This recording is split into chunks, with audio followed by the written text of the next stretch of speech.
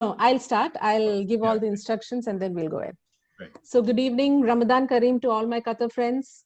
And sorry to my Indian friends, to Indian architects for the late start because of the time difference, of course. I'm Sindhu, an architect, and we started Scale, and Scale is behind this discussion, which brings all of us together. Can you hear me? I hope you can hear me. Tom, can you hear me? Yes, I can. I can hear you. Okay, okay. So Scale is curating the best in design and architecture, and Scale is the reason we are here together. We have partnered with Architects Hub Qatar, an architecture networking and knowledge sharing community headed by Umaima Ismail, who is co-hosting with me. And we are discussing the most pertinent subject these days, design and architecture after the pandemic. So what will life and architecture be the same after the coronavirus? What changes do you foresee in the industry? Before we start, I have a few do's and don'ts for the Zoom call. They are made so that we can take the best from this discussion. I'll also be publishing the main takeaways from the call in an article, which will be published with due credits to all the participants. We will also be recording the Zoom call, and I'm sharing it right away on a Facebook handle so that more of us can benefit from the talk. Firstly, we will be putting everyone on mute when the panelists speak, allowing them to speak without disturbance. The chat option will be left open. So if you want to say something or add to what they have to say, please say so on the chat. Either me, Umaima, or Diala, one of us will read out the chats towards the end during the discussion time. So we have 5 minutes for undisturbed time for each of the panelists to talk. And then towards the end is when we bring in everyone and have a discussion. So then the question and answer can follow after that. Let me introduce our panelists. Dr. Thomas Modine, who has a keen interest in various evolving technologies relating to architecture and design. Thomas, you can lift your hand maybe so that everyone can see you. That's Thomas. He has taught at a number of universities in Europe, Middle East, and is currently faculty at the graduate program in design studies at Virginia Commonwealth University in Qatar. He's a product designer, and most of his designs are available to be explored on his website. And Scale has written multiple articles on him, so please go and read more about him if you want to know more about him. And then we have Diala Kuka, who is a Jordanian architect. Diala, your hands up. So she has majored in spatial planning and architecture and is an expert in the field of urban planning, having attended various educational workshops, and she has also been a speaker on many such workshops on the same subject. Next is Tanay. Tanay, hi. Tanay joins us from India. He's the CEO, co-founder, and chief creative officer at Fractal Ink Design Studio. Next, we have GMP Arapai. Hi, I can't see him. Oh, where is it? Okay. Can you lift your, I have to unmute you. Yes. Hi. He has introduced Italian design sensibilities in Qatar with the Oyster Building, the marketing office of the Pearl, and various other projects in Doha. They were recently in the news for the design of the Qatar Hall within UN headquarters. Next is Dr. Johan Granberg, Associate Professor at VCUQ, Virginia Commonwealth University, Qatar, who's now, where is Johan? Hi, I have to unmute you too. Yeah. Hello. Hi. And his love for age-old building materials like bamboo has made him a successful filmmaker now. His article is also on Scale, so please go and read. Lalita, hi Lalita. I'm so sorry you had some difficulties in. No worries. I had to rejoin. That's what it was. And so Lalita is a friend, mostly a very close friend of mine, co-founder of Collaborative Architecture, a firm that is driven by innovative and ceaseless pursuit of quality in design. We have Hossam from Jotun. Hi, Hossam. Yeah, hi. Hossam Mustafa, Specification Manager, Jotun, Qatar, a company that has years of experience, which has helped them maintain business continuity during these difficult times. Jotun will tell us the story of how they have been in touch with the end user, and that is how they come into the picture. And then we have Professor Kars Oosterhuis. Professor, hi, I have to unmute you. Hello, everyone. Who's both a visionary and a practicing architect, leading the Innovation Studio ONL and the Hyperbody Research Group at TU Delft. So I think we have all the panelists introduced. So let me go on to the topic. So we are in the midst of a pandemic, of situations and health dangers that we have never ever had. It's completely unknown to us. Each country, each state reacts to the conditions they face in diverse ways. But we all know that till a vaccine is found and available to use, we will be in danger. While these conditions are new for our generation, we have known that epidemics in the past have transformed the built environment and changed the way we live and interact. Thus, we had the Modernist Era in the mid-20th century, where we saw purity of form, simplicity of geometry, and modern materials. Le Corbusier even said that hygiene and moral health depend on the layout of cities. Without these, the social cell becomes atrophied. So what do you think will be the aftermath of this pandemic? What designs do you foresee to be the mainstay? Can I begin with Dr. Thomas? What do you think that the world is going to be? World of architecture, how is it going to be after the pandemic? Well, thanks for having me. But I think that it's sort of, maybe to quote Dickens, that we live in the best of times and the worst of times at the same time. And just thinking about my own situation and what I've experienced here in Qatar, it's sort of, we're a bit of a holding pattern, sort of circling around our old lives right now, and sort of trying to define and decide how we're going to land in hopefully the next few months. So it's sort of very uncertain, I guess, at some level, where we stand and how come out of this whole situation. But it's been interesting sort of watching over the last month or two, to sort of, how various designers from different kind of backgrounds and disciplines have sort of taken this on board and dealt with it and sort of provided some kind of different kind of more or less resolved resolutions or proposals. And these kind of maybe range from sort of a small or micro scale interventions, such as like the face masks and architects, for example, some people like Alvin Huang in California have sort of been at the forefront of, for example, 3D printed masks and provided these sort of a free access to these files that people all around the world can sort of print these things. And there's other things like, for example, you've seen different types of devices for pushing buttons and things like that, allow you to interact with sort of environment without actually having to literally touch them with your finger. There's a sort of medium scale interventions, sort of, or meso scale interventions that you could sort of include in, for example, things like, well, this Zoom meeting, for example, is kind of like that. But also maybe on an urban intervention, I've seen like benches, public benches that have these acrylic partitions between the seats. So if you do sit down, for example, you can still be in a public place, but actually have that sort of protection from direct interaction with these people. And then sort of a macro scale or large scale interventions, for example, like almost like these choreographies of public engagement, where, for example, the Corona clapping, when people go into the balconies and sort of clap or sing or show their appreciations for those who deal with these sort of the logistics of actually allowing us to more or less have a more regular life at the moment, but also kind of things like gray hours, which actually allow, for example, individuals over 65 years of age to have first access to shops, or sort of shop hours that are sort of exclusive for them. So there's some quite interesting sort of immediate sort of responses to the situation.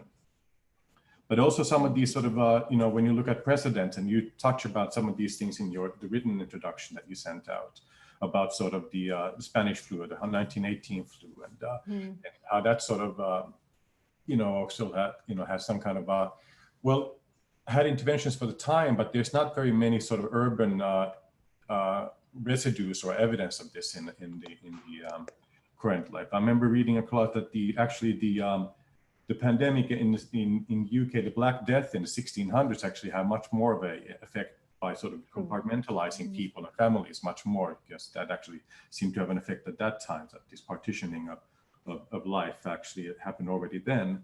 But then sort of things like in early 20th century tuberculosis, for example, I'm from Finland, and I know that, for example, Alvar Aalto's perhaps among more famous buildings, the Paimio Sanatorium came around due to this sort of tuberculosis and this sort of idea of just architectural interventions that made life easier for people with this condition. And that included sort of streamlined sort of furnishings that actually made it much more easy to clean, and lower window sills so people in bed could actually look outside and see the beautiful nature outside and so forth. And this is sort of carried on into residential and other contexts. So in that sense, it's actually quite interesting to see where this sort of current situations, what kind of effect it will have on the architectural intervention.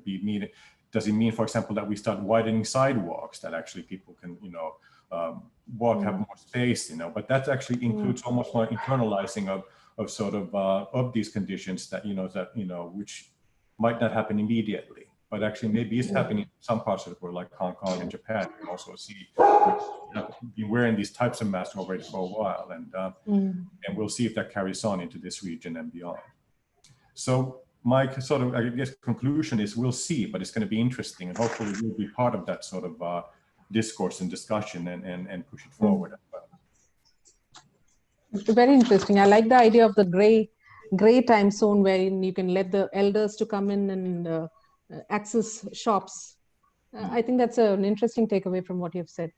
GM Para, what is your thoughts on this? Your state, your country has been most affected by the pandemic, and what have you learned? What is your takeaway from what has happened in your place? To be here and with you guys. So I agree 100% with Thomas, but I want to focus to combine design and environment. So I'm from Milan. Milan is the town that first, hopefully not, and unfortunately maybe not now the worst. UK maybe worse than now than before Italy. But I'm born living in the capital of design, Milan. So we have the responsibility. Why this happened exactly in Milan? This is a paradox. So we designer architects, we should be the best that can solution. And we live in the town that is more affected by the virus. But why we are more affected by the virus? Only because we have the big international airport, because we have big fair, because New York town is in the nation, so exchange of people increase the contamination, or because Milan is one of the most polluted towns in the world because there's no wind. Maybe our bodies are not ready. The body of the Milan maybe are in the worst condition to breathe and well. So at the end of the day, yes, we have a big responsibility. Everything is going to change. In our practice, we design in any kind of scale, from urban planning to design mass market product, like the hydroponic system that it was one of the best IoT best product last year. And now we are spreading this product to have your own cultivation in the house. So this is the first health condition, like Alvarado, the Corbusier said, when we start to have the modern age of architecture with very clean design and very clean environment. Both clean in beauty, clean in health is important. And now with the technology, the internet can help us to connect each other, but even to connect the things. So the Internet of Things is another here. So e-commerce will win forever now. There is no more a shop that has a good future. So the e-commerce involves to have a sensor for buy a fabric and you can touch the fabric in virtual. But this is still along the useless thing. So now we have to focus again in what we architect. I think your colleagues, even before Corona, are focusing your design in environmental effort, in green architecture, because the big announced by Friday for Future, they said to any government that what the architect can suggest to you, because the architects and designers as a very important rule to suggest to the politician how to do. So we can start to liberalize more urban rules, For example, why until now, if you make a greenhouse in your roof, you have to pay tax? That's these new volumes, not as built up area, but as we spread a lot of project scaling when we won the best award for vertical farms, because we start for the small objects, and then we scale the software to big vertical farms. But our effort was not just to implement the house with vertical, because the vertical farms can absorb CO2, can give good food, healthy, kilometer zero food, whatever. But it's even a way to transform the city in something that is very healthy and reduce the pollution. So it's a big chain. So we have to make this chain that is scaling from urban to the town of the kitchen, be self-sufficient. And then there is many other factor that we have to change. For example, I'm sure that the real estate for office is going to collapse completely, and the idea of the open space in the house and the open space in the office is more target. So you have to be back to cubicles, but that cannot be the cubicles of the 70s. It has to be cubicles with the device and the tools to be connected to the world, and as we are doing here. Since 10 years, I'm working for Skype, and sometimes I say to my Chinese client, why I have to fly to Shanghai to make a meeting of 5 minutes? Come on, let's make Skype. No, and now all the people are discovering this kind to this way to work, because it's important that we architects find the tools to be connected. So the architect that invested a few years ago in the cloud or in Dropbox, now they are happy. And the people, they don't think, and they're thinking to grow up as big practice. Now they are affected, they are stuck, they cannot work.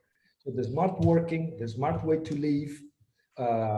But again and again, let me say that the real goal is still like Friday for Future used to say, we have to focus on the planet, how to save the planet.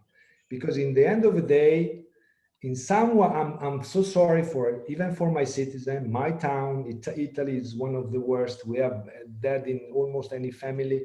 But at the end of the day, I want to look positively that this is just a little kick that nature gave us, because the next will be very strong, bigger than this.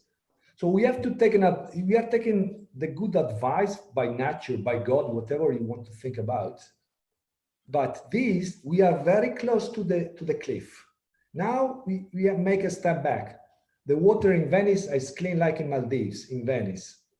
Or the water of the river are completely clean now. The sky is clean. Now you can breathe in Milan.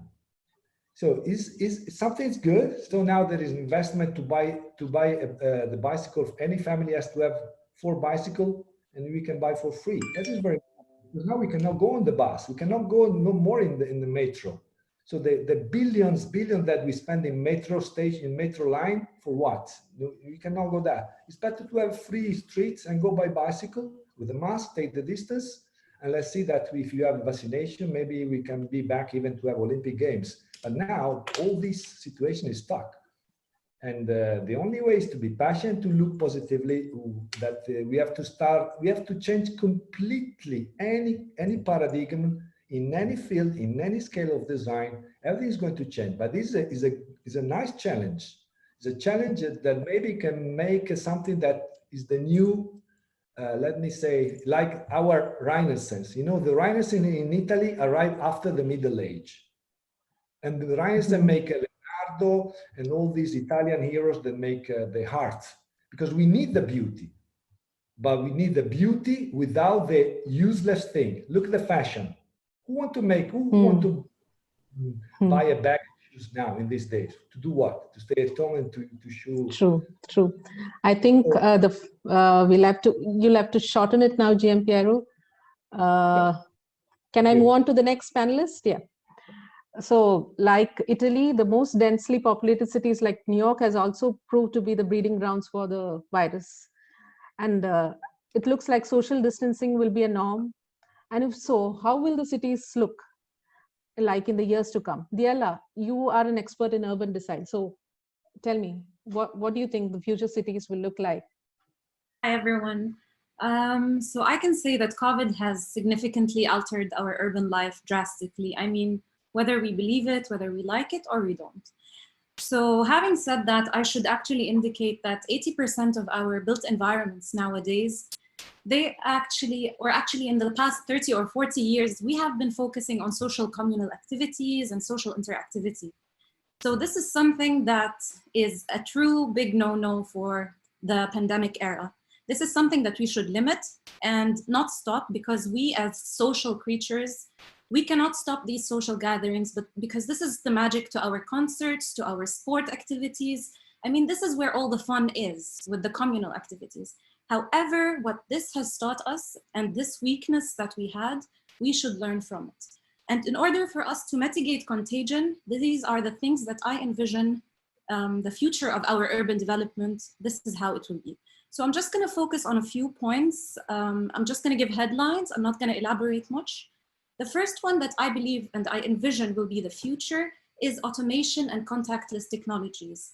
And from here, I believe that there would be much more reliance on voice commands, on motion activation, and this will be a challenge for less developed countries, because who can afford such technologies, and who can focus on such things when we have an era of pandemics?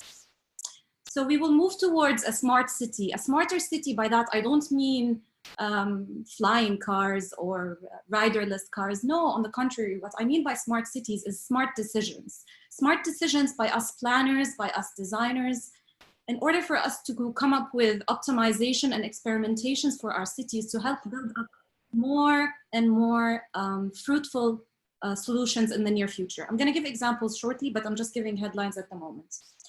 And also for our construction projects, we're going to be focusing more on the BIM data. Why BIM data?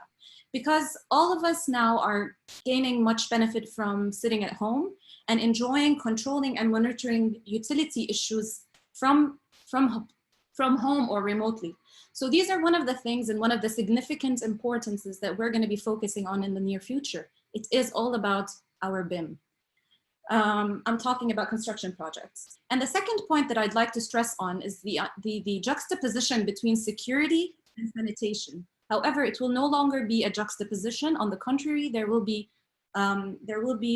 become fellow besties. And for me, COVID is like throwing a ball against a solid wall. If you do not react, then Newton comes in and he gives us his third law. And he says, to every action, there is an opposite and equal reaction. So if you don't react to COVID now, when will we do it?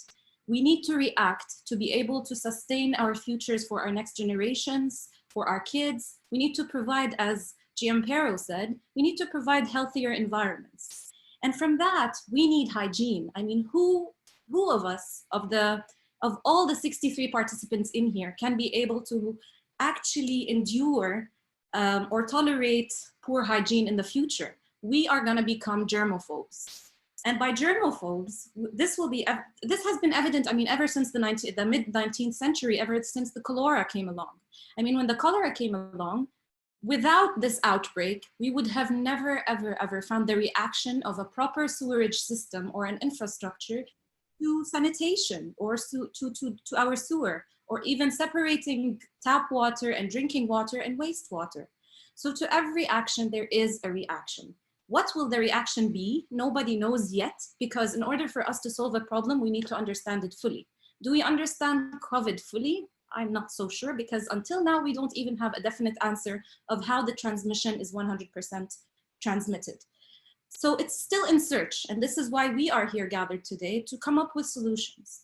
So this upgrade and this importance on hygiene and the environmental aspect is very important.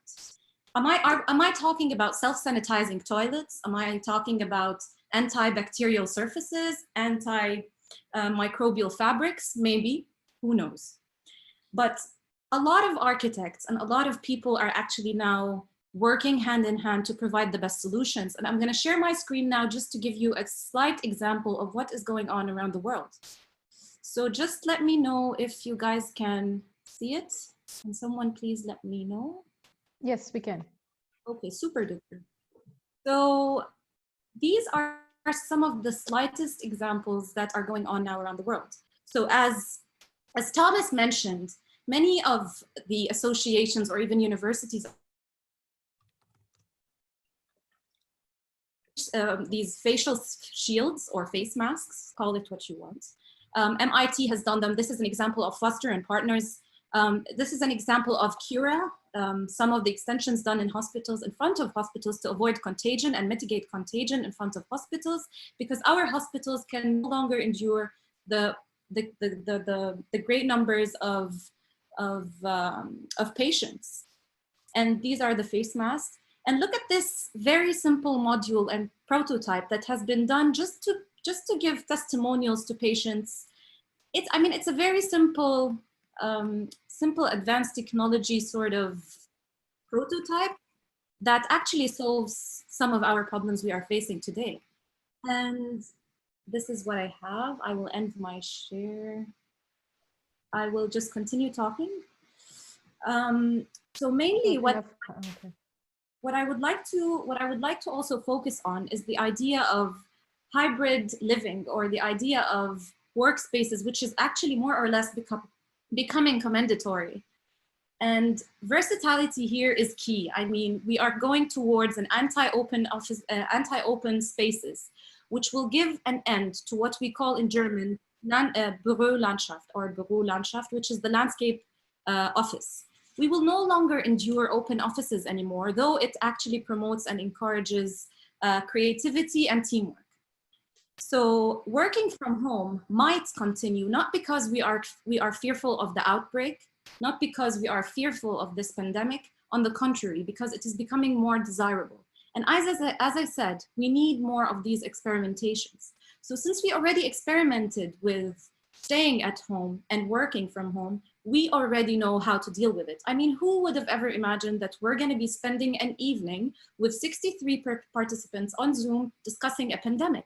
I mean, in no time, Zoom, WebEx, and all these applications came into place, and we are using them, and they are becoming very friendly. So why would I go to my office if I can perform all my tasks from home? Why would I even pay for commuting when I can do some things at home?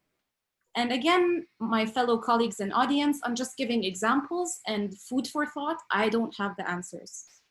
So in our households, what we need right now is multi-purpose spaces. What we need is multi-purpose functional spaces and areas. I would like to have a space that is equipped with recreational areas, with spaces for sleep, spaces for work, and all this, I can have it as a single person or even as a married couple in my household. So how to achieve these multi-purpose areas and equip my home for the next pandemic or the next crisis? These are some questions that we should keep in mind as planners and as designers. Am I thinking about voice-operated thermostats? Am I talking about heated floors, sensor walls? I know this is very, very highly expensive and not durable everywhere, but this is our future. And in order for us to coexist and adapt with our future, we need to be able to adapt to the changes that will happen. The fourth thing I'd like to stress on is people-free transactions and new jobs. We might be saying goodbye to a lot of the careers going on around the world, and one of them could be cashiers, servers, retail assistants. Is this the case? I also don't know, but these are just questions to ask. We are heading towards a smarter city, so some people might lose their jobs, but others will gain new job opportunities by these new challenges and by these new solutions that will come up. The last thing I'd like to stress on, and finally, is the advancements of home deliveries and home shopping. Why would this be coming in? Because as you can see, guys, everything around us is happening nowadays, and it is becoming more and more reluctant and reliant upon home deliveries. I mean, even the beauty salon is now offering their products to bring them to your doorstep. Even the food delivery. I mean, I don't know if you've all heard of Uber. Uber has now been collaborating with San Diego University. They are creating this drone. It's actually a small drone that flies all around to deliver food through something called Uber Air or Uber Eats. So what the drone does is basically it actually flies into the restaurant that you've ordered food from. You order the food and it flies into your space to deliver the food for you. So it's more or less like a simulated delivery mission.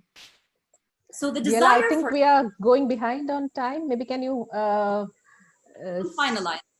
You're final. Okay, finish it off. Finish it. Finish it. Yeah. It's very interesting. I didn't feel like stopping you, but then I have to think of the other panelists too. Please finish it. That's the last. Yeah. I'm just gonna say, just the desire for safety will dovetail many solutions in the future, and this is just a thing to think about. Thank you. Thank you. That was super interesting. Made us think a lot. Professor Kaas, what is your opinion? Well, answering Diala has given a lot of options for us to go back to or to think about. Yeah, I'm not going to repeat many of the very wise analysis I have heard, but let me see if I can add a few new points of view, how to look into this. Well, first of all, my hyperbody research group has been active in the design and building prototypes of interactive environments, meaning we were doing ICT embedded in architecture, art installations from the very beginning, from the year 2000, actually. So we have 2 decades of experience here. And it all works very well. It works buttonless, because you move about and you connect to your environment in a bi-directional way. Basically, we were imagining environments you not only talk to, but they also talk back to you, and they propose new situations, new configurations. So it's an active, not only active, interactive, bi-directional relationship. And that's also the way I want to work with these new technologies. Not as something that is imposed on us, but something we can play with. That's something we actually introduce in our own professions, in our design tasks, and we start to bring it to us. We start to naturalize working with it as you were able to work with pen and paper. So it will become a natural thing and you will be in control. We must have situations that people are in control and that are not being controlled. Basically, it will be a balance. But okay, this is the background of where I'm coming from. And otherwise, I'm a practicing architect building larger buildings and to actually apply these technologies in parametric design to robotic production. So many of our buildings, they have completely clean building sites. Everything is prepared in greater detail. We built with a series of unique components, not repetitive. So it's full customization of almost everything. So this is the background. What I think, and it's maybe a bit contradictory to what others have been saying, I think we are ready to become the new nomads. And that is because of these technologies, because we have everything, what we call home, we have it everywhere. If I go to Milano, I can still call it home. I can work from there. I can live from there. I can communicate with anyone and any environment from there. So home is everywhere. So I think it doesn't limit our travel desires. Actually, it will customize our travels.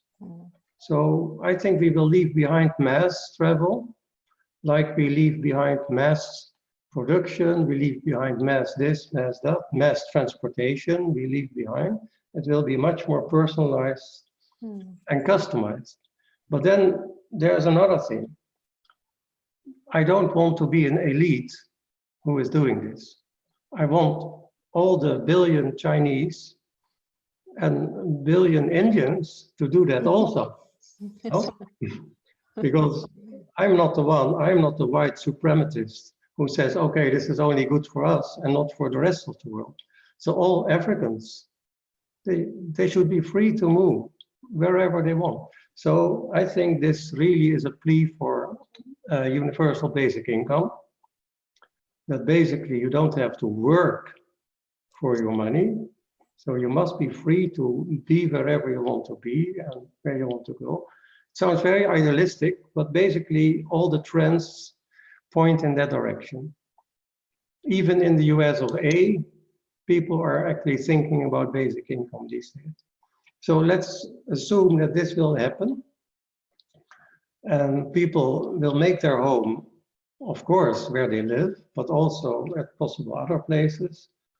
And then the question is, what will you actually do?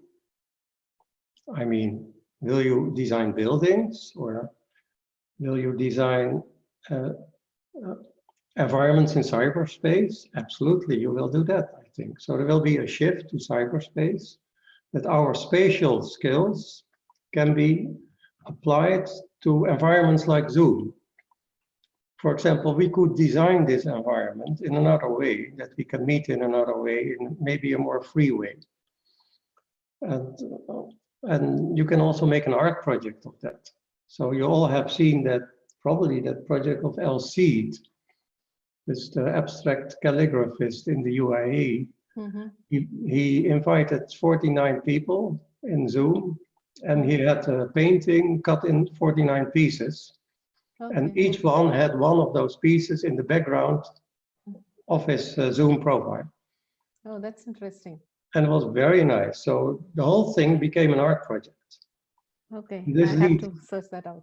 Yeah, you can find it on the internet easily. I'll do that. And then I think this leads to my last point. Apart from many other points that we actually will do and should do, I think the role of art will become much bigger. Because what's the use of building more stadiums? What's the use of building more office buildings? We need more homes, that's clear, but we can convert office buildings into homes and to urban factories, urban agriculture settlements. We can rebuild them into distribution centers for home delivery, etc. So everything will come closer to the city, to where you live. So distances will become shorter. But it won't be the main design task, I think, for architects. So we have to find something new. And for that, I really want to team up with artists and do large-scale art projects that have a quality in them in itself. So for that, my inspiration is, well, having lived 2 years in Qatar, my big inspiration is, for example, the East-West-West-East installation of Richard Serra, which is so beautiful and is such an enhancement of nature, so much added value to what the existing desert is, that I think this is really a prototype for how I want to live in such environments, which are basically much more of a work of art than a piece of architecture. Very idealistic. Maybe it's wishful thinking, but I have some feeling, some gut feeling, we will go more into that direction. And actually, working with my students at Qatar University proves this case. They are very much interested in this. Very interesting. We have a complete different problem to face in India. There's complete chaos everywhere. And even in those chaos that we have, health initiatives and precautionary methods adopted by the country has surprised many of the developed nations. What do you think we have to do, Lalita? Lalita, I have to unmute you.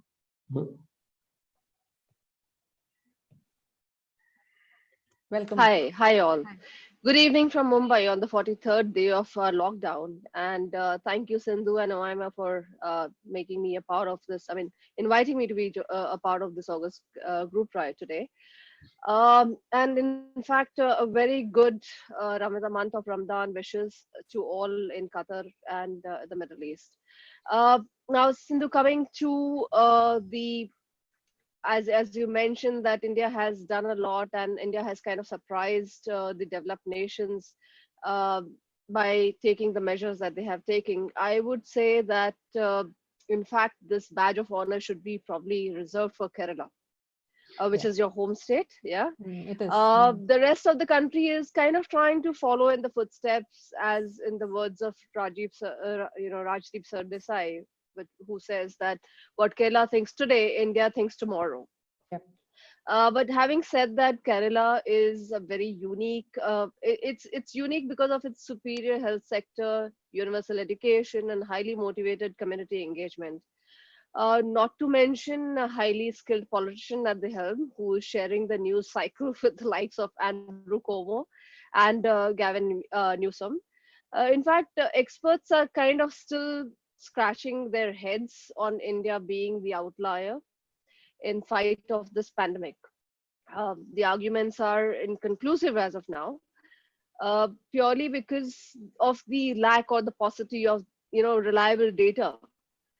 With one of the least, considering that we have one of the least testing percentages in the world as of now, we cannot really speculate or kind of be conclusive in terms of whether Indians have developed the immunity, so to say, or our peak is still weeks away. Peak surge is still kind of weeks away from us. The later though seems more possible because slowly we are kind of recording more number of deaths per day, as the statistics shows. But one promising kind of correlation could be drawn from the incubation time since the first case was reported in India, and the underreporting of the deaths on the overall scene, on underreporting of the deaths at the cemeteries and the graveyards across the country, as we are in fact on the 43rd day of the lockdown already. The Spanish flu, in fact, as we call it the common cold in India today, in fact wiped out about 15 million of Indian population in the early 20th century. That in fact did not really change the urban fabric in any way, and my bet is probably this pandemic will not will be the same. In fact, it won't change much in the country. On the positive notes, though, if India comes out triumphant at the end of this tunnel, then it will be kind of a remarkable case study for decades to come. Okay, especially when the social distancing is perhaps just a middle class and upwards privilege in a country like India, with so many slums which cannot even think of what social distancing all about, right? All that we talked about is not possible in India, like the absolutely, yeah. So a lot of things that the co-panelists have spoken or mentioned so far, a lot of it is very different. It's something that really cannot be applied on a larger scale in the country. Maybe on a very smaller scale in specific areas and specific stratas it can be, but not on a larger scale. So considering all those things, yeah, I mean, if we still come out triumphant at the end of the tunnel, well, great. Fingers crossed, and will definitely be a remarkable study for decades to come. And the other place as a country probably that we could play a pivotal role is to make ourselves or India as one of the favored destinations for the world, for the world's manufacturing and supply chain, especially when China's supremacy in this area is getting such a backlash globally. So these are certain things that we can look at from the Indian perspective. But from the design perspective, on the overall scenario, on the larger, on the larger global design scenario, probably what we need to do, or what we think, or what we think in collaborative that would be the case, is the social contract of architecture is kind of going to dominate much of the direction and discourse of and the praxis in coming years. The idea of regrowth as a viable story and as one of the essential urban intervention strategies will hopefully get an added boost and get out of the academic discourses, which almost probably all the professors can talk about and vouch for, and find its way into the practicing, in the practice world over. Arguing that sustainability, as it's kind of driven today, which is more like a product or technology centric sector, with LEED and other certifications being the measure of sustainability, sustainably built spaces, kind of would find itself falling out of favor for the more human-centric and sustainable practices. Because unfortunately in India, a lot of built spaces or sustainable practices or sustainably built spaces are nothing but measures of certification, and that's about it. So that is one aspect that we think that would come to be. And uh, where we are going to hear, we probably are going to hear a lot more on social inclusiveness in conferences than the product, than about the products that give you green ratings and things like that. Sustainability in fact so far has been a biggest dampener in the whole pandemic episode as of today, failing to take a central position in the story as such, and it has been kind of driven by misplaced indices. Uh, Looking forward, possibly in also with Indian scenario, reuse and recycle will probably get a great push in the way we design, live, and consume. So maybe these are certain points that from the Indian perspective. Tanay, do you want to add to this since we are talking about India? I have unmuted you. Tanay, Yeah, since... Hi, guys. I think being last of the panel. We have two more to join. Oh, we have two more. Okay. Yeah, we have a huge panel. It's a huge panel. So 5 more people. Two more talking about it, and I think at the end of the 5 people, I think I have a lot of wisdom to really reflect on, which was being narrated at the point. But just to give you a background of where am I, and because Sindhu had very limited knowledge about what I do. I actually come from a background of architecture. I studied graphic design, went on to do communication design, and right now Fractal, which is a company, is into experience design, and we design experiences in physical as well as digital spaces. Yeah, and our core strength is understanding human behavior and trying to see if we can respond to human behavior in a way where the built environment or kind of a built product kind of responds to it in a positive manner. And through this whole experience, what we have learned that, what human in itself is a very, very complex animal to really respond to. It's not easy to really understand it. It's lazy to change. Although we kind of see the change happening, it's very lazy to change. It actually gets embedded in the behavior, and those behaviors are hard to kind of really change even in kind of really worst of scenarios. Yeah. But given the current situation, I think what we have been seeing is that the world, although we are in the situation right now, and we can't kind of really predict a lot many things right now when we are just fighting to get out of it. But there are 2 kinds of people that I've started seeing. Okay, one kind which is the optimist, and the other kind which is the pessimist. Yeah.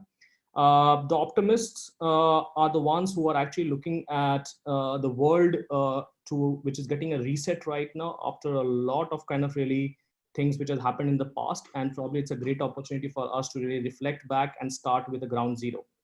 The pessimists often are actually trying to kind of hold on to the past. Yeah, they are holding on to what has been happening and how soon can we really go back to normal. Yeah, so they are constantly kind of really asking these questions. When do we go out? When do we resume to normalcy? And kind of these questions are somehow which will keep coming on, where there'll be 2 sets of people who will probably drive the next change. One which is trying to change and see this as a positive, and the one which is trying to see this as something that I will get back to immediately. Like, for example, I want to go to office today. Yeah, I'm frustrated right now. I want to kind of walk in the market freely once more. And I think that's where we will kind of, we all here, architects and designers that we are sitting here, will ultimately respond to how the behaviors will change of people. So there's human that will change, which will take time, and there's product and architecture, which is on a larger time scale. We can't kind of change the ways we practice architecture tomorrow. Yeah, we will take time to really adopt new ways. We try to understand how people are functioning in this new scenario and then respond to it accordingly. That's how always design being user-centric. It always kind of responds to where currently the situation is. And that's where I think some of the things that has happened in the past I being an optimist, very, very optimist person, I kind of really just want to quote one small quote from Winston Churchill. He says, never let a good crisis go to waste. And I'm completely agreeing to it. Let's take this crisis as experts and see what positive can come out of it. A few things that I picked up. One was from Daila and Lalita, both talked about social distancing. I think we are taking this term a bit wrongly. I have a different opinion. I think the whole pandemic has actually brought us physically much closer. Yeah, it has all. I mean, physically it has departed us, but socially we have become more closer. I mean, who would have imagined that the world here, right from Spain to Rome to US to Qatar, all sitting around at odd times and discussing? I don't think so. It would have been possible. So I think we have actually learned a way to socially come together. Okay, that's one good thing which has happened. The second thing which has happened is that the technology was ready for it. It almost seems that the world was currently I think that the world was better prepared than any other time in the last century to handle such kind of a situation. We could actually transform. Lalita talked about India kind of quickly adapting to the whole social distancing or physical distancing. I would like to call it physical distancing and not social distancing. Sorry about that. But we adapted quickly because our technologies were available to us to really adapt this change. Yeah. And we were ready to kind of really start looking at new ways of working, collaborating across the world and seeing that, you know what, it is possible. Now, Daila said, I think one thing that, you know what, probably some advanced nation will advance much faster on this. I think this pandemic has shown that technology will bring everyone at par. Yeah. Technology will actually be a leveler. I think it is actually, and technology in all means is available to you at a very, very low cost, whether it be a Zoom, whether it be any kind of internet, whether it can be any kind of robotic things, VR, AR that we're talking about. All this is available at such a minimal cost, infrastructural cost, that adoption of it across the globe will be slightly much faster than any other physical mode as such. So I think as an optimist, I would see technology taking a front seat here to drive nations to see how we can actually start building things which are responding to human behavior faster. Obviously, we will be working a lot, and I think a lot of governments, a lot of companies, and a lot of people work with human fear. I think today the amount of change that we are seeing in people is just because we are in this fear environment as to what will happen to me. Yeah. What will happen to me, and I'm adopting all kinds of things. I'm adopting Zoom, I'm adopting internet, I'm adopting food deliveries, I'm adopting everything which actually comes with tech, without even questioning other things which comes around with this, which is privacy, which is openly kind of sharing of data, which is happening around today on the internet. All these are new problems that will come up, but I think technology in itself will make everything at par. And we will learn new ways of responding to this new par that we have got into. So the distance between developed and undeveloped probably will narrow down with technology, and we all will start responding to it as one globe. I think this pandemic has also shown us that, you know what, the world has come closer. Nobody's talking about wars. Nobody's talking about politics. Nobody's talking about anything else other than actually getting together to solve this. That's the beauty of, I would say, that's the beauty or positivity of the situation, that I am actually responding to as human being and not as an Indian or as a resident of Qatar or a resident of United States or European. I'm responding to this whole pandemic as a human being, and I think that's the best thing I would take out of this whole thing. Things will change. No doubt it will change. I can't speculate anything what will happen today or tomorrow, but that's what my response to it. We will actually go through this whole phenomena of getting together. I think that's something that I would leave the conversation with. I love that. I loved how you said that we'll come together as a citizen, not as different parts of the world, but how we'll come together as a human being, not as nations. Yeah. Dr. Johan, I'll go on to Dr. Johan. Do you think age-old traditional materials and living in an urban jungle will be the solution? Because he's a proponent of.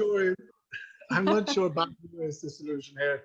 That has been my preoccupation for a couple of months now. But I think we hear something that I'm a little reluctant to talk about opportunity as my colleague, because it is a slap in the face for some people to talk about crisis opportunity, but they can create an awareness of things. And I want to put a couple of awarenesses into this debate, maybe. The first thing we see, and we have so many colleagues here that are educated, that university has been quite good to do an almost seamless shift in education.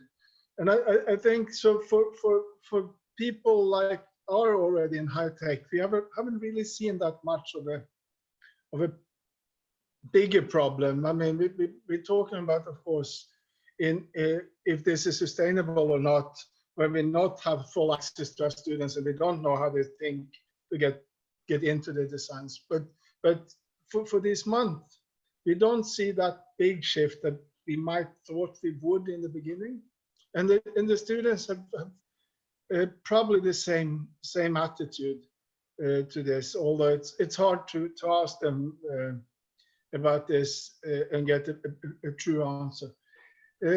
But I think we have two awarenesses.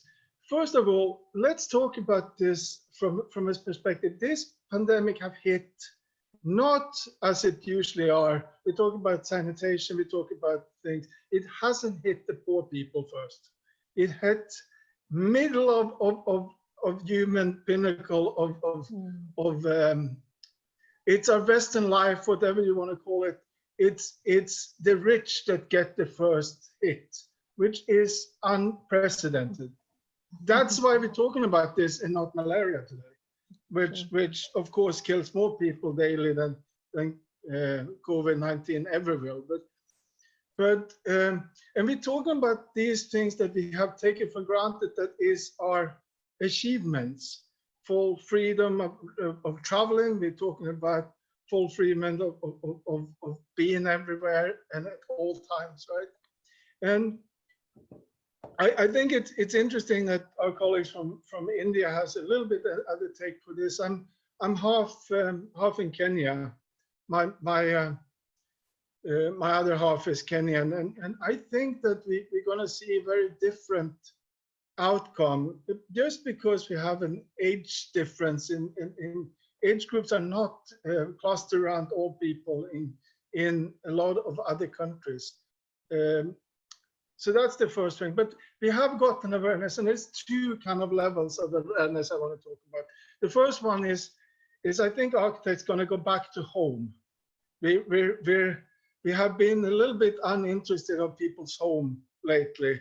The early modernism came into architecture a lot through people's daily life, and we have kind of got from that. And I think just to see what people post on social media, people are back to baking, people are back to cutting their hairs, etc.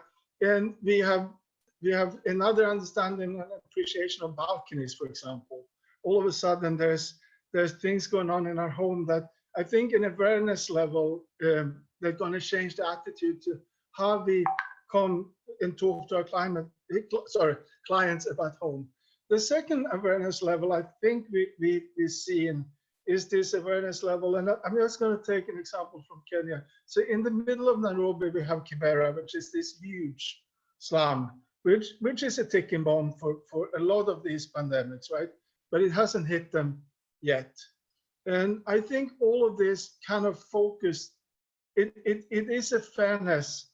In all fairness, we need to kind of bring the whole society up, because as so many people have said, we have come together. This is not rich poor problem. This has hit in all level. And I think that I think we're going to go back and look at the worst and what architecture can do for the poorest of our population.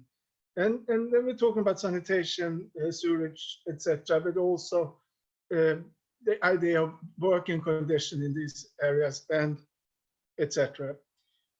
That's my 2 cents for this debate. Thank you, Johan. I want to bring in Hussam. I can't see him here. Hussam, Yes, can I'm you? here. Oh, hi, Hussam. Hi, how So, are you? hi, you're the end user. You are in touch with the end user. So from your point of view, what do you think the changes will be? What will the new designs look like?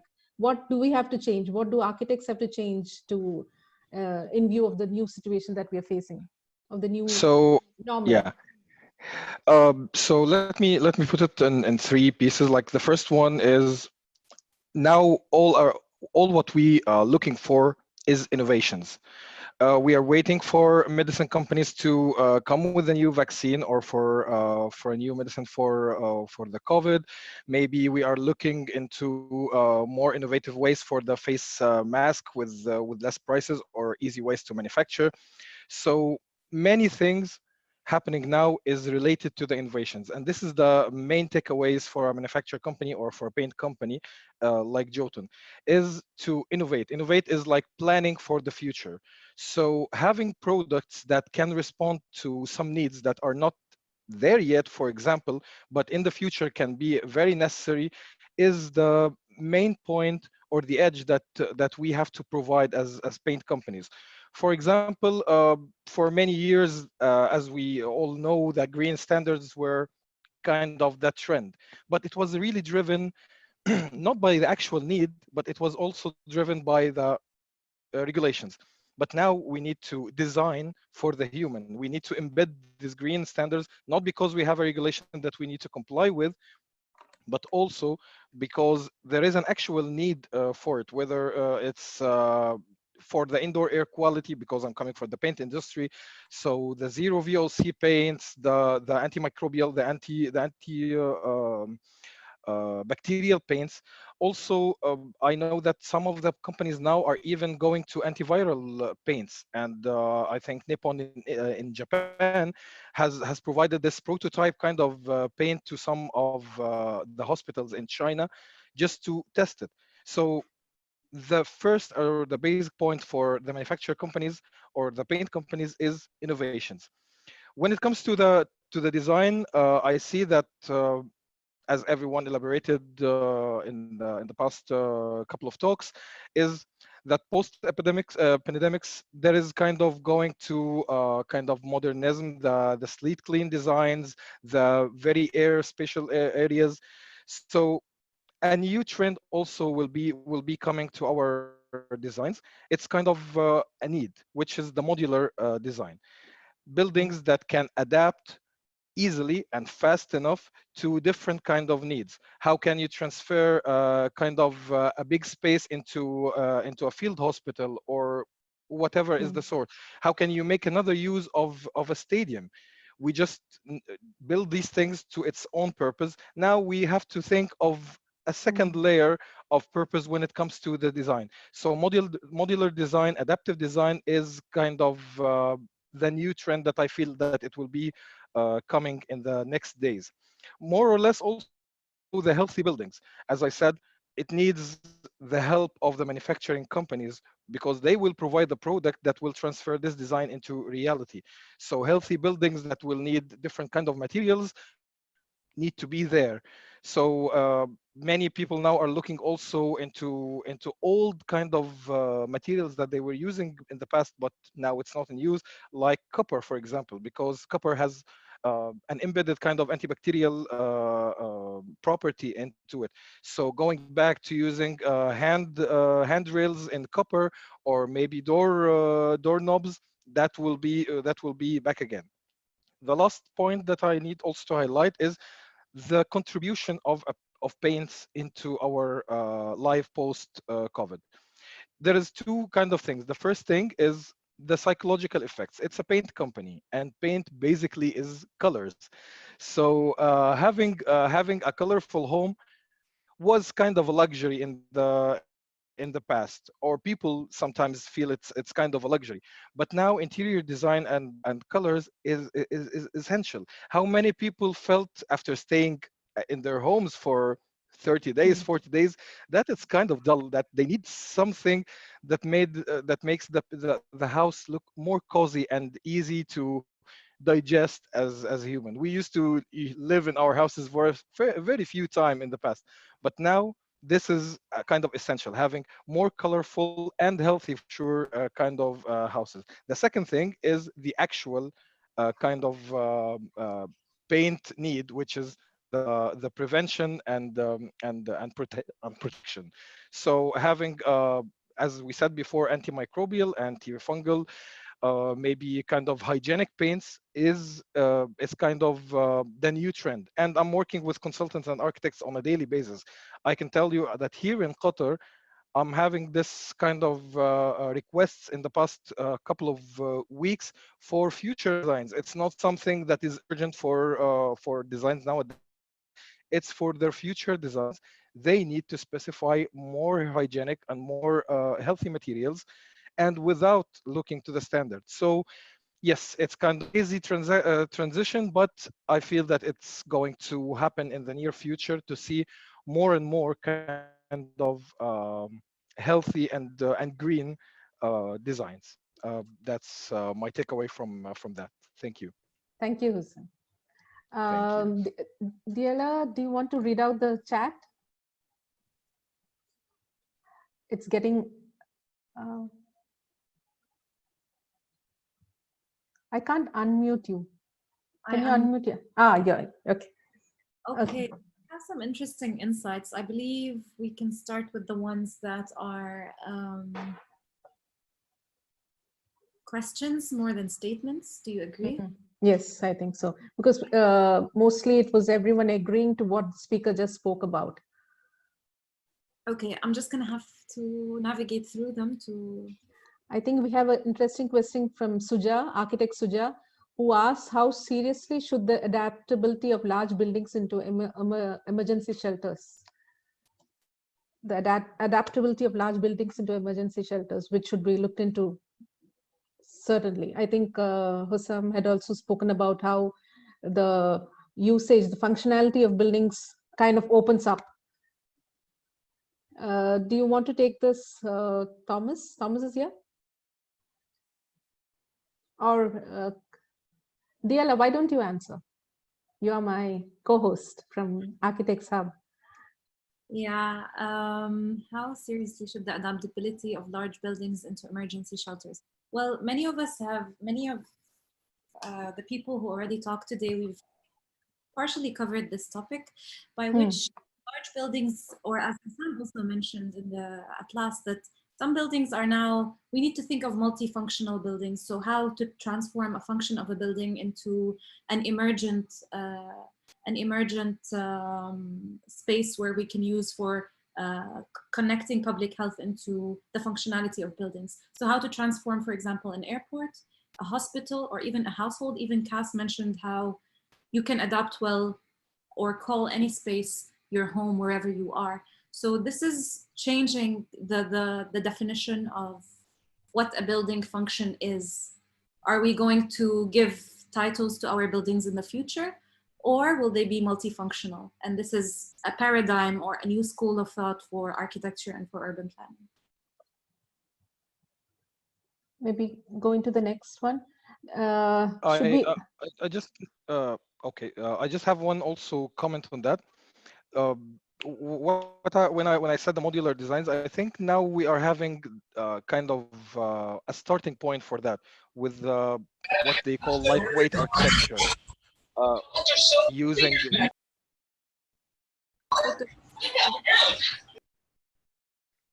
yes, using lightweight materials, movable walls, and kind of yes, this lightweight things.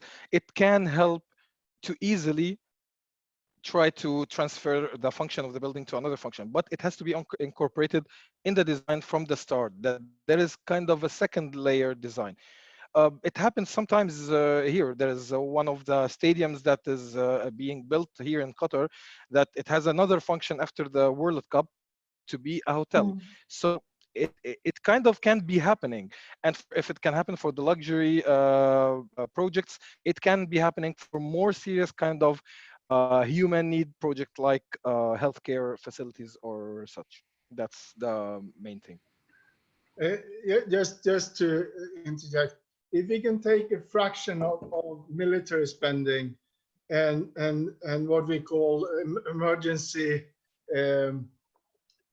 having options when this happens, we would do a lot with little.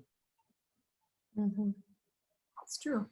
That's true. I mean, even the household is turning nowadays into a multifunctional space. I mean, it's people are calling it a productivity contest, because you're seeing the working mothers transforming their homes into a cooking live station. They're taking care of their babies, they're working. Even the household itself is being transformed into a multifunctional space, even an isolation pod.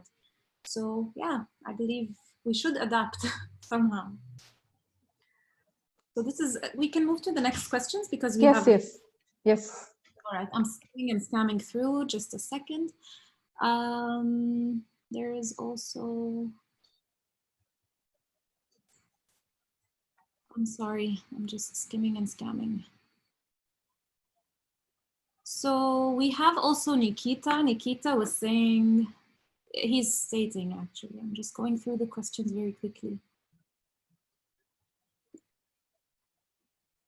They're mainly, well, I'm just gonna go through Nikita's statement because it's also beneficial. So Nikita was saying that the COVID-19 has made one thing very clear, that working from home, studying from home is not only possible, but it is very convenient too. So the challenge will be designing specialized zones for various activities and for each member in the family. And that challenge is going to be very difficult in city like Mumbai and other metro cities of India, which is something also Lilita has mentioned. So yeah, that's pretty much it. If anyone likes to comment, just stop me through. RV said the necessity is mother of innovation. Now we are able to connect on online conference to people from rural areas. So online or digital media will be important key to drive working. Any other questions? So Mujib Ahmed, he was in reply to, he was saying that he would challenge the thought of the ideologies of Tanai when he was mentioning physical distancing versus social distancing. So he would say, I would challenge that. The world coming together, the collaboration between nations has been at the nadir and to the border of competing hospitality. So I think a great argument here was physical distancing versus social distancing, if anyone likes to comment on that. Tanai, I think should comment on that because it was in. I think it's a fair comment. As I said, I think all these are speculations that we have. As I said, there are two schools of thought: pessimism and optimism. The optimism actually side always tells you a good side of the story, and kind of really not pessimism. I would say some parts are always also true.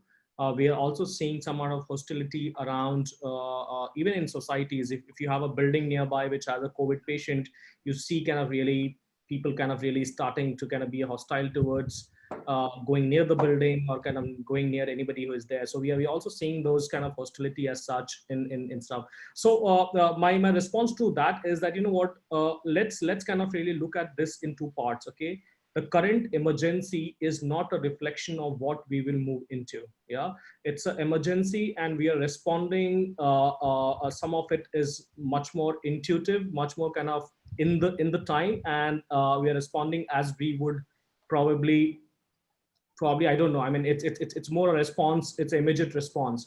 What my main point was that in a long term vision, I think the world will see this as somewhere where we have actually come together to fight this together.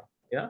Whether they will put their borders down or kind of their guards down to be able to be more collaborative or not is probably something that is left to time.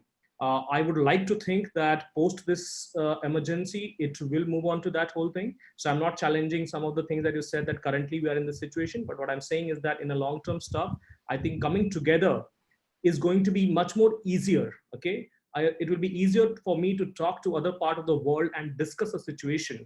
And that's what my point was. It wasn't kind of related to Sorry to interject over there, Tanay, because see, we were already doing that digitally. We were already connected. The world was always connected. It's not nothing new today. WebEx, Zoom has always been there for years to come. Today it's just that we are using it far more because we are all locked down inside the homes, and we absolutely. are kind of communicating with each other more because that is the time we have, and that's why we are here today doing this webinar. If we would have been in our offices, probably we were just coming home at this point of time from the offices, so this would have not been possible. So all this connectivity, the tech connectivity, the digital connectivity has always been there. It's nothing new today. Well, it's going to just improve and going to move forward, so it's definitely going to be helpful for the world, as Daila has already said that in her talk earlier. So these are things that are there, and it's going to be positively used by people around the globe. So considering that aspect of it, but when you were mentioning about, as you call it, the physical distancing, my point was not, when I mentioned my point of social distancing, or as you call it, physical distancing, was about that it is in India, in Indian perspective, it's a luxury to a select few, because for people, we have huge slums all across the country.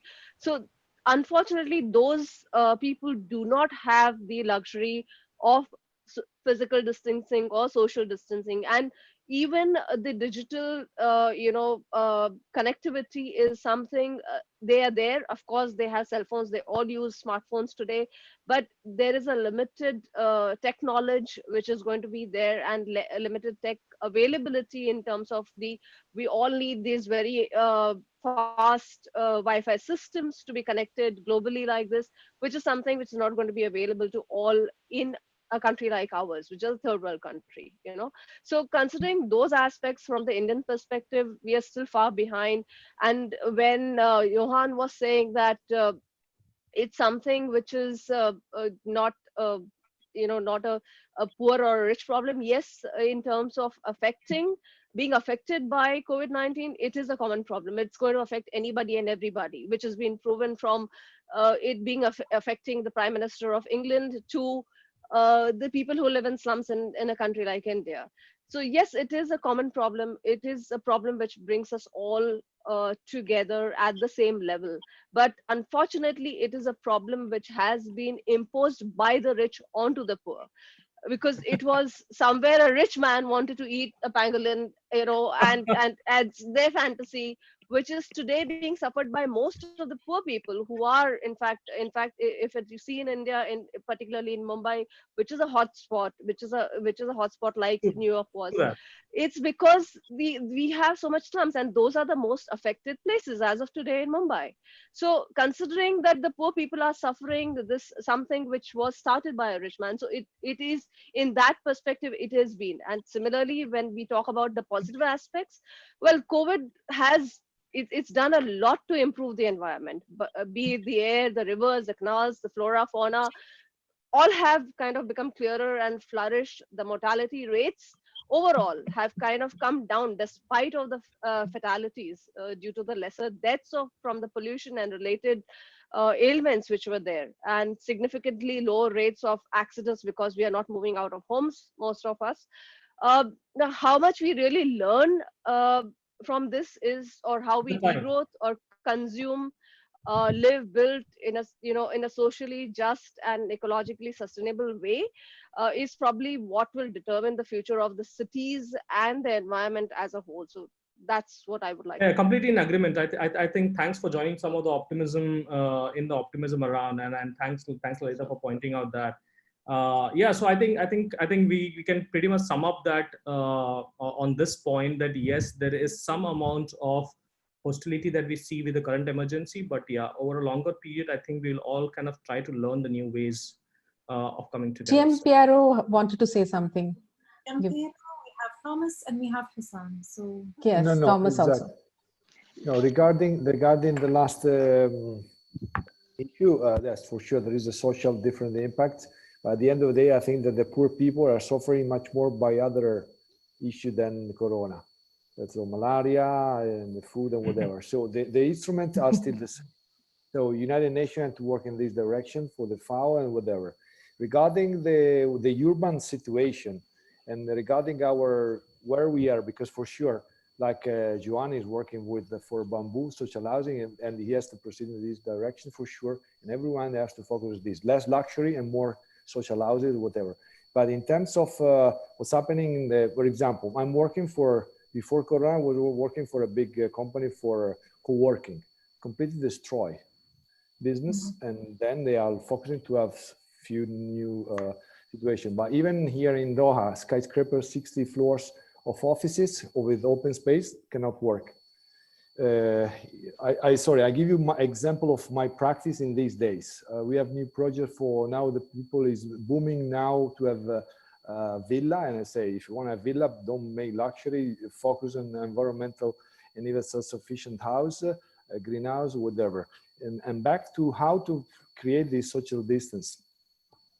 As I said before, we cannot go back to cubicles instead of open space. And for sure, we need a house where there are a little bit bigger room with your own bathroom, even because you have to create your social distance. Maybe even, you know, during, there are people that love each other in the family, but when you stay 24 hours all together, you need your privacy. So privacy is coming very important. In the meantime, we have to find solution to have a social relationship. The idea to use tools like the one we are using here, instead but we cannot substitute, for example, important hub for innovation that are, for example, the co-working.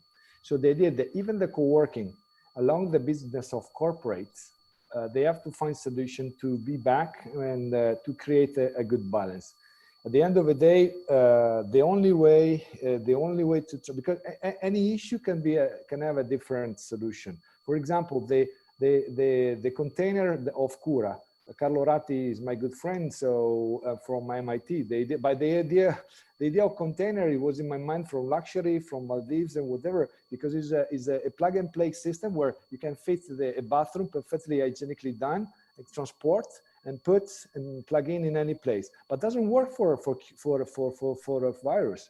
When they did that, the doctors say, "Are you crazy? How can you put all the harms that are used for how you call the respiratory units? They need high space." So we have to focus step by step, because we are doing a very technical job, right? So we have to understand there is some solution that can be adaptable with new criteria, and another one doesn't work, and depend of where is the situation. So there is not a general answer for any situation. The only sure guideline that we have to follow is the green line. Is the only way that we have to focus on all of this. The rest is a matter of details and briefing of each specific needs of typology of building, of typology. For sure, the multi-purpose building, the capacity of the building to adapt to any situation is important. But the first thing is that the building has to be adapted to the climate change first. That is much more worse than the Corona. So again, I'm talking as Italian, one of the most affected country of the world. But at the end of the day, we have to focus to other disasters that are still coming in our face very soon. If you don't take, because our concern now there's no traffic in the town, there's no traffic in the sky. But the second phase, I'm very optimistic. My only scaring that the people are not understanding. They are not understanding that we have to change completely. So in order to relaunch the economy, they repump the industry, they repump the traffic, they repump to sell stupid cars with the oil that kill our again. So you see the oil is dropped down to the year of the Second World War. this is a good news. So I'm sorry for, but that's a good point there. So the oil company has to convert in green economy, and the green economy should be a very huge green economy and employment for everyone. And this is the way to focus, and not just the period to have the mask, which kind of mask, plexiglass. Come on, we cannot go back to the restaurant. Maybe pizzeria is finished, but there is delivery. Okay, you can enjoy pizza at home, but you cannot stay in the pizzeria. What's the nice of the pizzeria? To stay all together, voice, crowd, it's finished until we have no vaccination. So let's focus to other issues. So even a typology of building and commercial building, for sure, is the end. For me, is the end of the mall. I'm sorry for the people that is working for mall, but come on, it should be better to use the space, the volume that we have in the urban to convert in theater. Maybe theater that you can go only 10 people per time, but the theater is open all the day, not just in the evening, for example. Cinema, it's not necessary that the cinema is finished. Okay, we have Netflix, whatever, but the cinema is there is augmented reality, there is something else, we have to improve something else, and maybe we will be back to have a social situation like before. In the meantime, we have to focus in green economy. That is the focus now. This is the last opportunity we have to make a real change to the entire paradigm. Otherwise, we are going to die in everywhere, in any case. That's very fatalistic. No, but I'm optimistic, I'm positive, but in the end of the day, I repeat, the corona is a big problem, but we have much more problems that are caused in secondary effect, the corona itself. Because the animals that the Chinese eat all together, as they say, is because rich people want to eat this kind of animal, and they create this kind of natural laboratory where the bat pees on the snakes, the snake vomit on the rat, and at the end of the day, they create a perfect laboratory to create an incredible, unbelievable superpower virus. But now we have to go in a direction that is as designer and architect, we have to push the governments. And when I just published, sorry, I don't want to, but when I designed this of United Nations, I published again the picture of a United Nations that I did in Geneva with all the name of the nation. Okay, empty like our town now, because I was just finished. But just to say just one thing, come on, if the United Nations is not able to say to any country to have the lockdown in the same time, mandatory, everything is useless. So Great Britain start later and Sweden are not. So there is not, so we cannot convince the politician to have a common action. That should be the most important target for everyone to solve globally the situation. And then we this superpower like United Nations has to impose even to cut down the fossil and to create and even to how to make and to spend more money for health, for hospital than for weapons. And come on, you have the economic resource to save the humanity, but we are so stupid that we probably we will proceed in the same direction of before. So this is the last advice by nature to say, or you change direction, or the abyss is very close. So that's why I'm looking to Corona positively. Whatever is your religion, Buddhist, Christian, whatever, but at the end of the day, God is in you, and you have to take action to do that collectively. And we architects has to focus through the technical solution, collaborating with doctors, scientists, institutions, and we have to create this global team to exchange like we are doing here as opinions. But now we have to focus in specific project one by one. Should be nice that, you know, United Nations, like the project the United Nations has for UN Habitat or project like that, has to create a project that can be for big towns and for the village in the country, for the people that Lalita is saying, that the slums and whatever. So prefabrication system is the time, I think, I hope, that is the time, is the finish of the star architects, is the finish of the authorial design, and is the beginning of sharing open source technology. The example of the beginning was very nice. In Italy, there was one of these guys, you know, the startup, we are full of very unbelievable startup, but they are collapsing because our economy is not supporting startup and genius software. This guy make in internet open source software to manufacture by 3D printer the valves to apply, you know, the mask by, sorry to say a name of a famous Decathlon, you know, the mask of the kids like to go snorkeling. They apply these valves, create by in each house of each designer in Milan and in north of Italy. So they create in one day 1,000 valves and they apply to the mask, and they save in one shot 1,000 people waiting for the United cry. So this is another answer I want to say. What is the future of art and craft, industry, whatever? So that's how the technology and how we can put together our human resource and technical resource, even working at home with the 3D printer, and to be faster than big industry. And waiting for the big industry can create, you know, all the fashion brands in Italy, instead to make bags and clothes, they create they are fabricating masks. So everybody are doing their own best effort to fight immediately. But the first response to the virus is done because everyone to do something, and they are very collaborative. But now we have to move and to change. I repeat and I finish.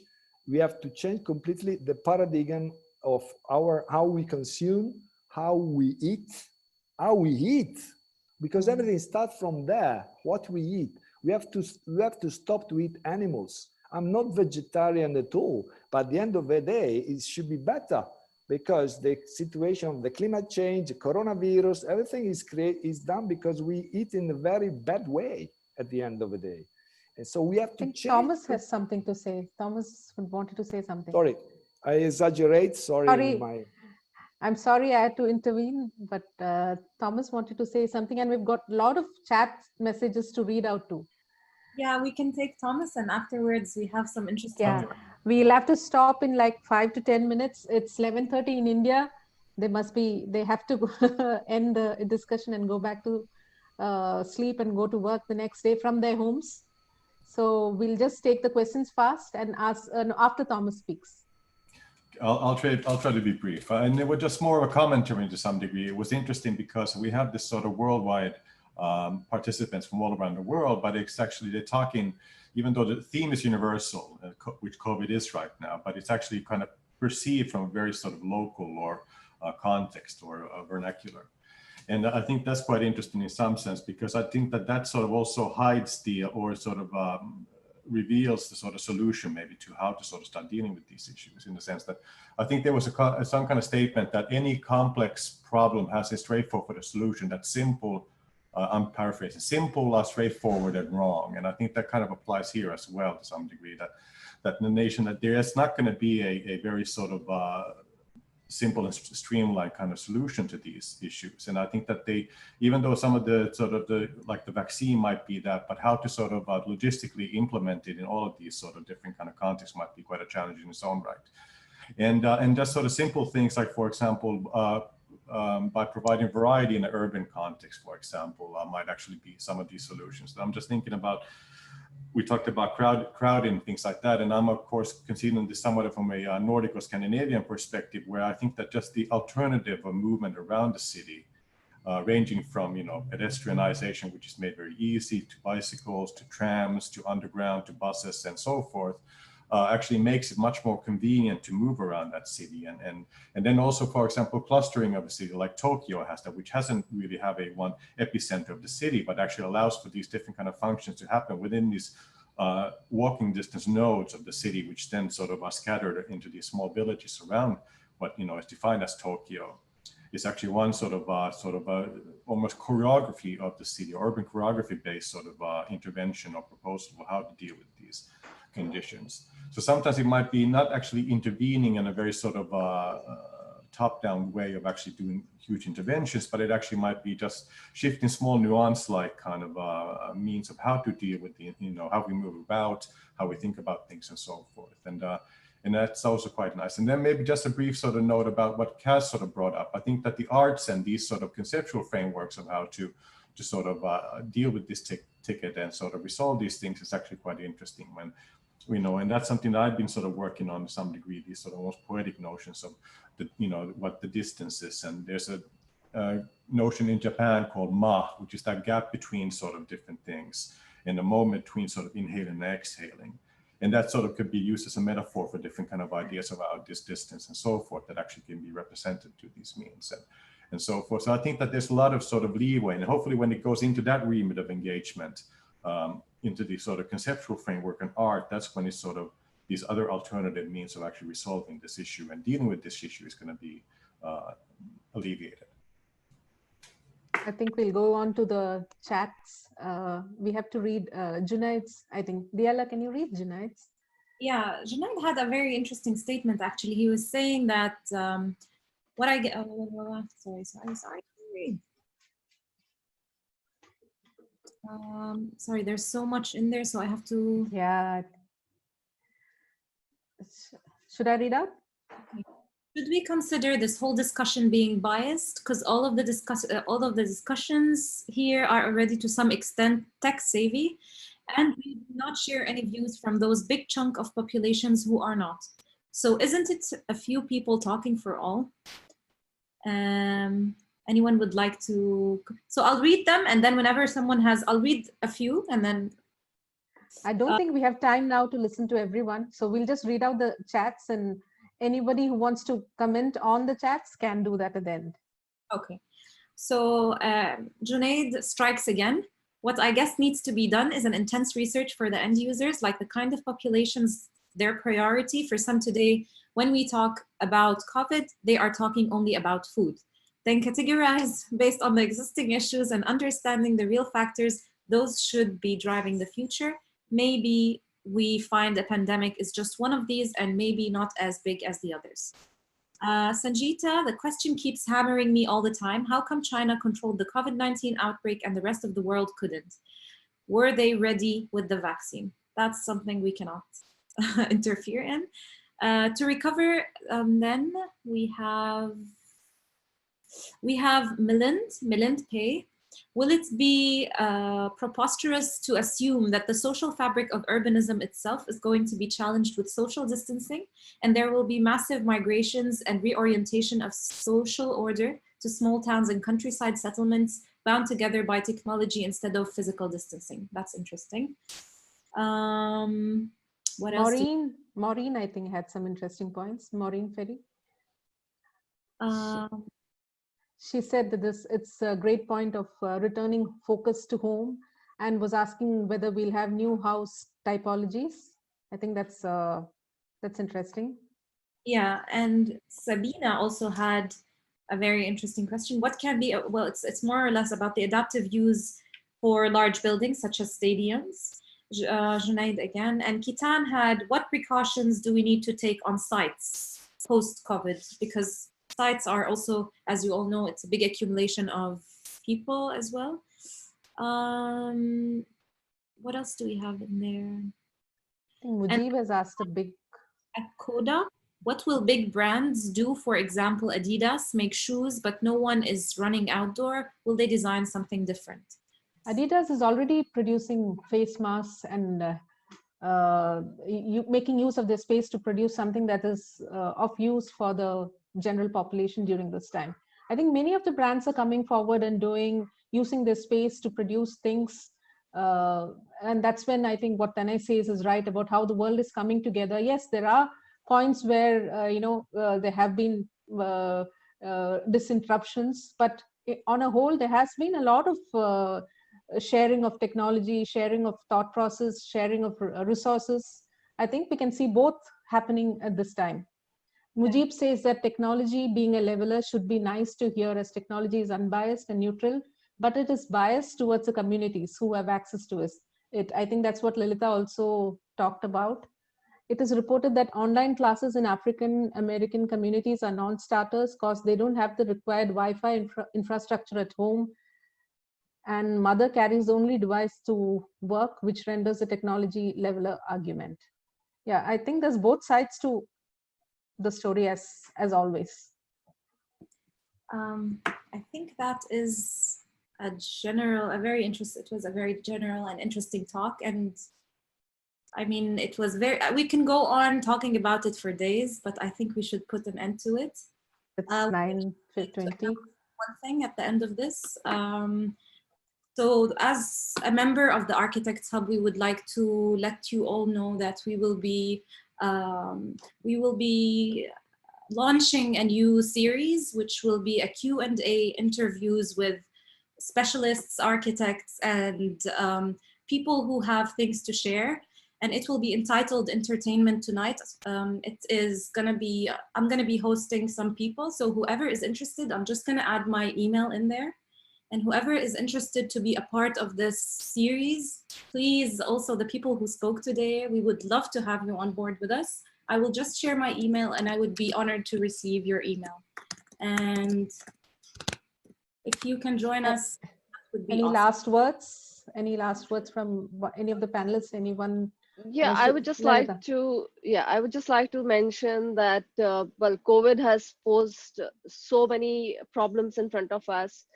But on a positive note, with the advancement in biotechnology and the genome sequencing, we could in fact compress the development and deployment of vaccine from the 15 years, which was in the last pandemic that we faced in 1918, to today, which is going to probably be for 18 months. So hopefully all the problems that are going to persist are going to be persistent only till such time the vaccine is found. And probably, as in Dr. Fauci's words, that once the vaccine is found and deployed globally, it is probably going to be one other virus that we have all encountered. And we are all going to be used to it. And nothing is generally going to change if we are going to be back to our regular thing. Just hope that we learn from this and, it kind of work towards a more social and, a better society. I think I'll end this discussion by reading out what Umaima had said about this. She said that as architects, we need to rethink our role in revitalizing urban living experiences, holistically reconsidering all its intricacies. We need to. Thank you. Diala, do you want to add to it? Anything more? It has been an eye-opening for me as well. It was wonderful, and I thank you all for joining. It was truly breathtaking. I mean, I wish we have all the days to just keep talking about this and come up with fruitful solutions. Thank you. Thank you, Lalitha. Thank you, Johan, Tanay, Kas, so Professor Hussam, Giapeno. Thank you, everybody. I hope I've not missed out anybody. Thank you, Umaima, for making this possible. Thank you. And continue. Good night. Scale. Do read Scale. Good night. Bye. Bye-bye.